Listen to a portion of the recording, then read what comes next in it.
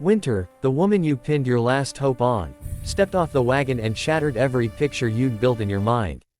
Stay with this story, because what begins with shock turns into the kind of love no one sees coming.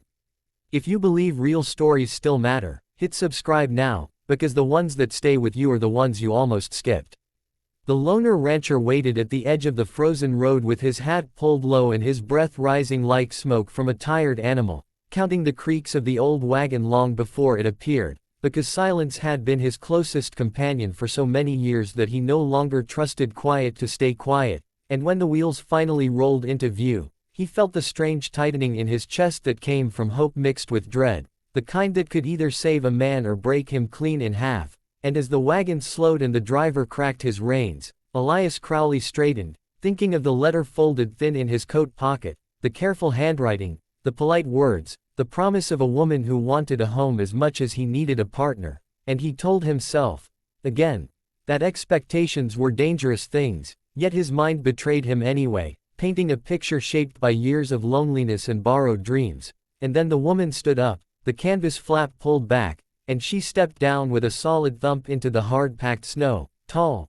broad-shouldered, wide-hipped, a woman whose presence seemed to claim space the way a storm did, and Elias felt the heat rush to his face because she was not the woman he had imagined, not small, not delicate, not the kind of figure men bragged about in town, but something else entirely, something real and undeniable, and for a long second neither of them spoke while the wind carried the smell of horses and cold iron. And she met his stare without apology, her chin lifted, her eyes steady, as if she had already learned how the world measured women and had decided she would not shrink to fit it. And when she spoke her voice was calm and firm, saying his name like she had practiced it, and introduced herself as Margaret Hale, the same name from the letters, and in that moment Elias understood with a hollow twist that there was no mistake, that this was his mail-order bride, and the disappointment he felt shamed him immediately because it rose before kindness, before curiosity, before gratitude, and yet Margaret saw it anyway, because women like her always did,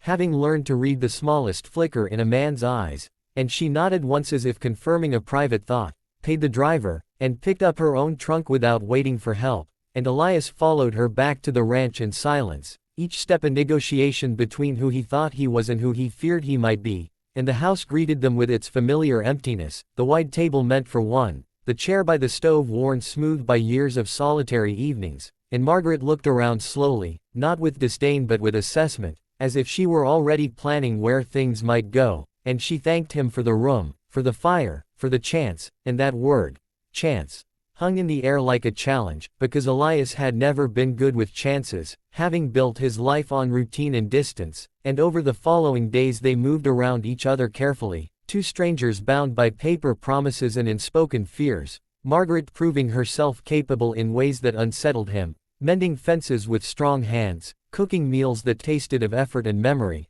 laughing once when a calf knocked her into the mud and rising without embarrassment, and Elias found himself watching her when he thought she wasn't looking, confused by the way her presence softened the house even as his doubts hardened inside him, and the first twist came when town made itself known, because news traveled faster than wagons ever could, and whispers followed them like flies, men staring, women murmuring, and Elias felt his old instinct to retreat rise sharp and familiar, while Margaret bore it with a practiced stillness that cut deeper than anger, until one night she finally spoke, telling him she knew why men chose women like her through letters, because paper did not flinch, paper did not judge, and she told him she had come not because she expected romance but because she refused to live unseen, and Elias, struck by her honesty, admitted his own cowardice, his fear of being known, his shame at wanting a wife without knowing how to deserve one, and something shifted then, slow but undeniable, a truce between two wounded people, and weeks turned into months, winter loosening its grip, and Elias began to see Margaret not as a surprise but as a force, someone who stood her ground against storms literal and otherwise, and when trouble came, as it always did, it came hard, a neighboring rancher accusing Elias of theft, a lie fueled by old grudges, and the town quick to believe it because difference was easier to punish than truth, and it was Margaret who rode into town beside him, who spoke clearly, who refused to be silent, and when the lie unraveled it was her steadiness that turned suspicion into respect, and yet love did not come easily, because love never did for people who had learned to protect themselves. And the second twist came quietly, in the form of a letter Margaret never meant him to read, a letter she had written but never sent, confessing that she expected rejection, that she had armored herself against disappointment, and Elias realized then that while he had been waiting to feel something dramatic, love had been growing in the ordinary moments, in shared work, in late-night conversations by the fire, in the way Margaret hummed when she thought no one heard, and when he finally reached for her, it was not with grand words but with a simple truth, that he had been wrong,